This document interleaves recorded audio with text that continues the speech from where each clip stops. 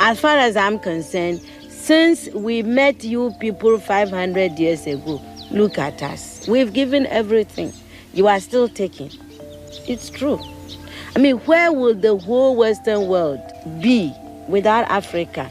Our cocoa, our timber, our gold, our diamonds, our platinum, our whatever. Everything you are is us. I am not saying it, it's a fact. And in return for all of this, what have we got? Nothing. Anti-personnel indoctrination against ourselves. If you go and cook your horrible diseases like AIDS, you say it is us. You brought us tuberculosis. We didn't have this big cough until white people came here. In exchange for Africa giving Europe 500 solid years of our people, I mean not Europe, the Western world, of our human beings to work your canes, to dig your gold, to take in gold itself, diamond, I mean, you know, fish, peanuts, palm oil, everything. In exchange for that, we have got nothing. Nothing.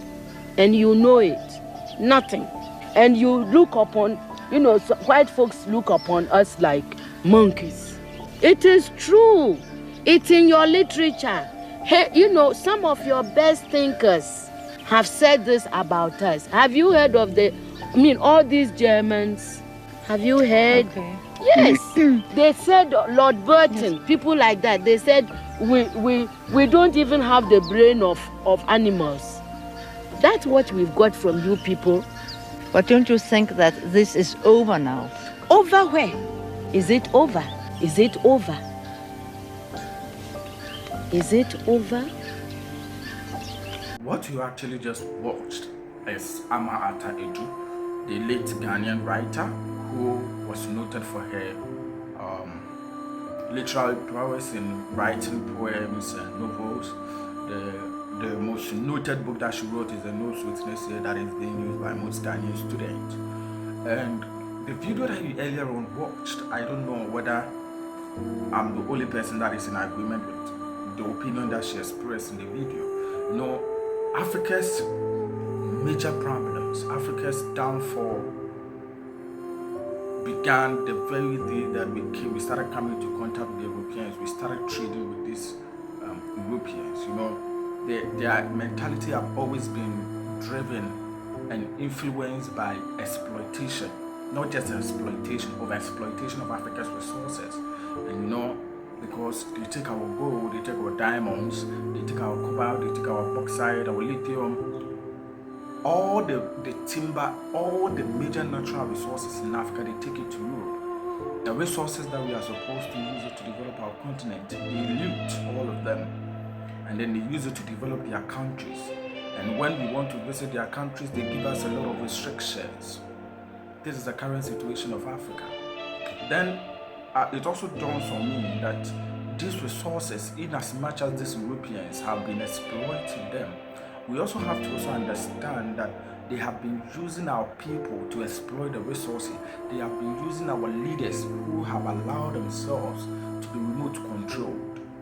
They buy the natural resources at the cheapest rate, and then they use the money to develop their countries, and they aid these politicians and these greedy African leaders to stay in power for long, because they know that the more they stay in power, the more they do the bidding of these colonialists. So they steal more from Africa, and then when they are done stealing billions from Africans, the poor Africans, these politicians, they save the stolen monies in banks or bank account or their offshore account in Europe and America. And when they eventually get out of power, or when they die, these monies are literally kept in Europe. So that is how the cycle always continues. That has been the main reason why most of these Westerners always come together to make sure that they will kick against any African leader that places the interests of his people first. Look at what is going on in Congo. Look at what is going on in Congo. Congo is sitting on trillions of dollars of natural resources, yet the country is still underdeveloped. Congo is considered as one of the poorest countries in Africa, or one of the countries in which the people, the citizens, are living in abject poverty. They are living below the poverty line. The country is characterized by insecurities. We find this in most African countries. Most of the African countries are endowed with a lot of most expensive natural resources, yet the people are not benefiting from it. You take Ghana for example. We've been mining gold for years.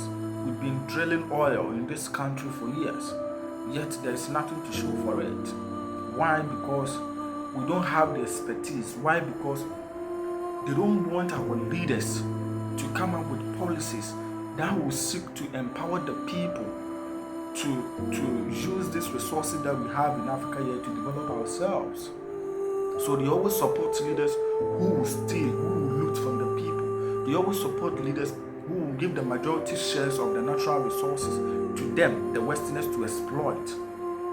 This is our current situation.